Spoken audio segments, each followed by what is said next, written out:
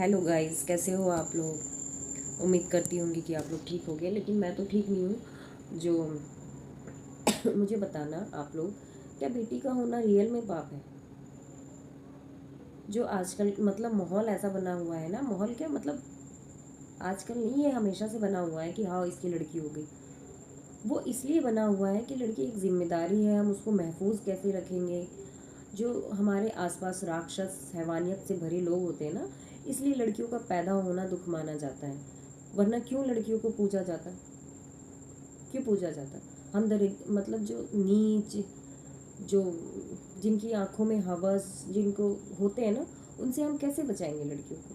हरदम तो साथ नहीं होंगे ना, इसलिए लड़कियों को पैदा होना ही दुख माना जाता है। मुझे अब समझ में आया रियल मायने में।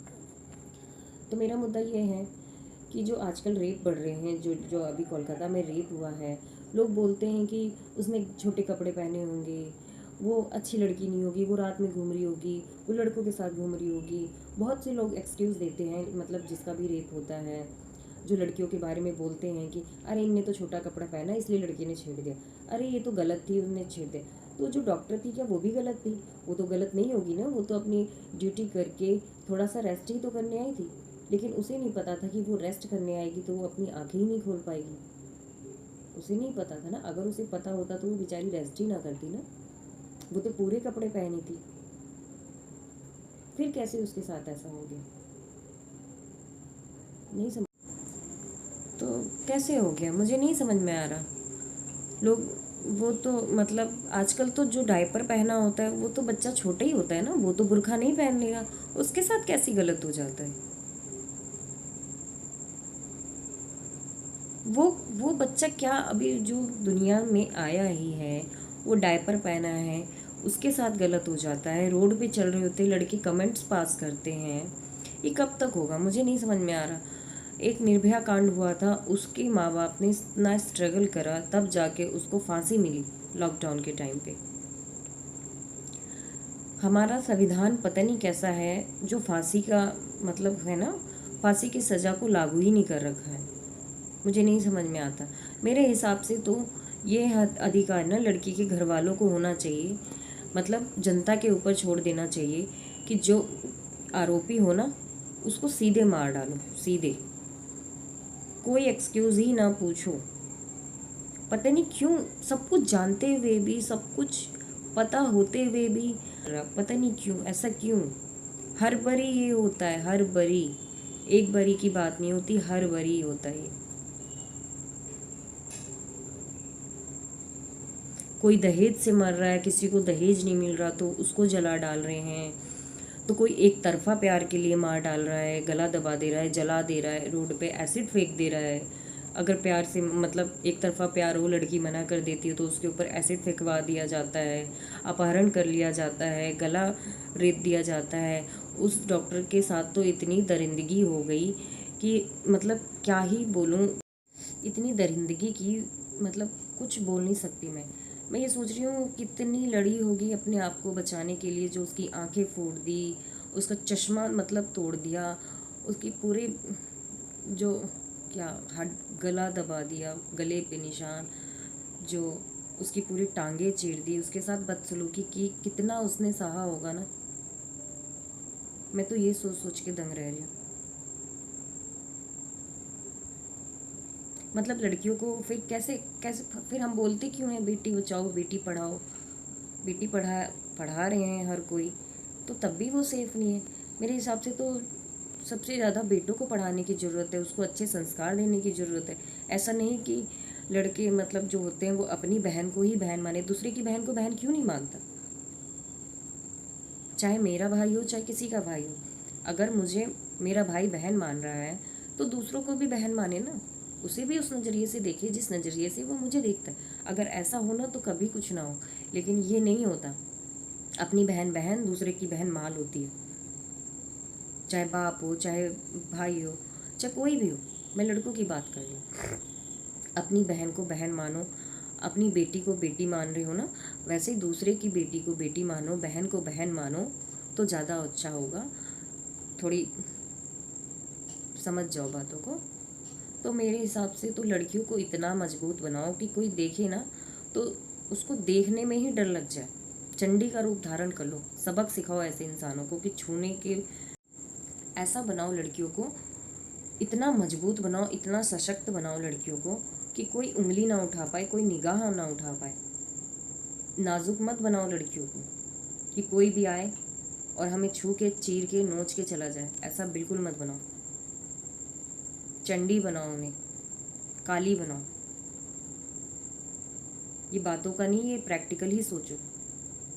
क्या बीत रही होगी उस माँ को जिसने 9 महीने कोख में रख के उसको पैदा किया, उसको पढ़ाया लिखाया, उसको सब कुछ करा।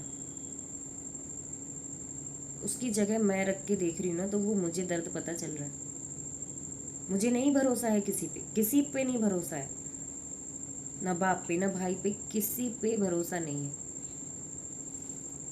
अब पता चल रहा है बेटी होने का दुख क्या होता है। कैसे बचाएं हम अपनी बेटियों को इन राक्षसों से, इन जानवरों से कैसे बचाएं? इसीलिए लोग बोलते हैं बेटी हुई है, वरना क्या अंतर है बेटा और बेटी में? कोई अंतर नहीं। जानवरों से बचाने का दुख है। हर समय माँ बाप नहीं हो सकते ना उनके साथ। आज के लिए इतना ही काफ़ी है। अगर पसंद आए तो थोड़ा कमेंट करके बताना क्या मैंने सही बोला है या गलत बोला है। अपनी राय मेरे साथ साझा करना, ठीक है? बस बेटियों को पढ़ाओ, बेटों को पढ़ाओ, अच्छे संस्कार दो, अच्छी संगति दो, सम्मान करना सिखाओ नारी का, और कुछ नहीं। समझे? और हाँ, जाते जाते मैं एक बात और बोलूँगी। अभी अभी ये नया नया मामला है तो लोग प्रोटेस्ट कर रहे हैं, मोमबत्तियाँ लेके जला रहे हैं। कुछ दिन बाद ये मामला भी ठंडा हो जाएगा, फिर एक और बेटी शिकार हो जाएगी। जैसा कि हर बार ही होता है, हर बारी हर किसी एक बेटी की जान जाती है, किसी एक लड़की की जान जाती है। लोग प्रोटेस्ट करते हैं, धरने पे बैठते हैं, फिर भूल जाते हैं। कुछ बदलाव नहीं लाएगा बेटियों के लिए। खाली जातिवाद को लेके लड़ाई होगी, हिंदू मुस्लिम सिख ईसाई, बस इन्हीं सब में बिजी रहेगी। लड़की के लिए कोई कानून नहीं है, हमारे संविधान में लड़कियों के लिए कोई कानून नहीं बना हुआ।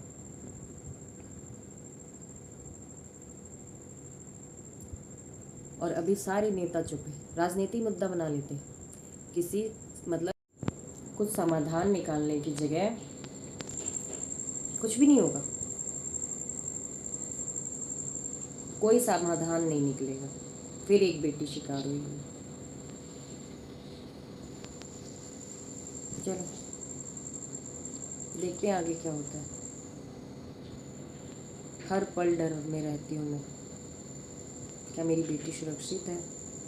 आज भी मैं अपनी बेटी को समझा रही थी कि किसी से बात नहीं करना, किसी को नहीं जानते हो तो किसी से बात नहीं करना है।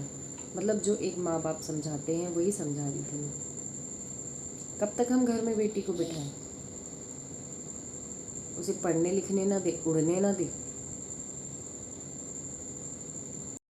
नवरात्रे आने वाले हैं, फिर देवियों की पूजा करी जाएगी। कौन सी देवी की पूजा करते हो? खाली ये दिखावे की पूजा करते हो जिसमें लड़कियों की कोई इज्जत नहीं, चीर हरण करा जा रहा है, नोचा जा रहा है। क्यों करते हो उसकी पूजा? दिखावे के लिए पूजा करते हो, पाप धोते हो अपना तुम, इस वजह से पूजा पाठ करते हो। ये सबके लिए नहीं है। ये कुछ हपसी दरिंदगो जो हैवानियत पे उतर गए हैं, जो हमारे आसपास जानवर बसे पड़े हैं इंसान के रूप में, भेड़िए हैं नोचने के लिए, ये उन लोग के लिए है। बहुत खून खोल रहा है, आज बोलने को बहुत कुछ है मेरे पास, शायद पूरी रात निकल जाए, क्योंकि मैं भी एक माँ हूँ। इसलिए मुझे भी नहीं समझ में आता था, मैं भी किसी को बोली थी क्या हो गया बेटी हो गई तो, इनको तो बेटियों से प्यार ही नहीं है, क्या हो गया? अब समझ में आ रहा है मुझे। चलो, काफ़ी लंबी वीडियो होगी, बाय। ये आज़ादी मिली है हमें इस 15 अगस्त पे। कितनी अच्छी आज़ादी है ना, कि किसी भी लड़की के साथ कुछ भी हो जा रहा है। ये आज़ादी है। चलो ठीक है, देखते हैं। एक बारी पढ़ा था हमने, उठो द्रौपदी शस्त्र उठा लो अब गोविंद न आएंगे। ऐसा काफ़ी इंस्टाग्राम पे हर जगह ये चल रहा है। ये रियल बात है, हमें खुद ही मजबूत बनना पड़ेगा। अब कोई बचाने वाला नहीं है, कलयुग है ये पता चल रहा है। इंसान इंसान को ही मार रहा है, हैवानियत पे उतर गया है। न जाने कितने शकुनी, न जाने कितने क्या किस रूप में है, कुछ पता नहीं। दुर्शासन बैठे हैं, दुर्योधन बैठे हैं, कुछ पता नहीं। वो भी अपने थे ना उनके, द्रौपदी के, उन्होंने ही चीरहरण करा। जब उस टाइम कृष्ण नहीं आ पाया बचाने के लिए,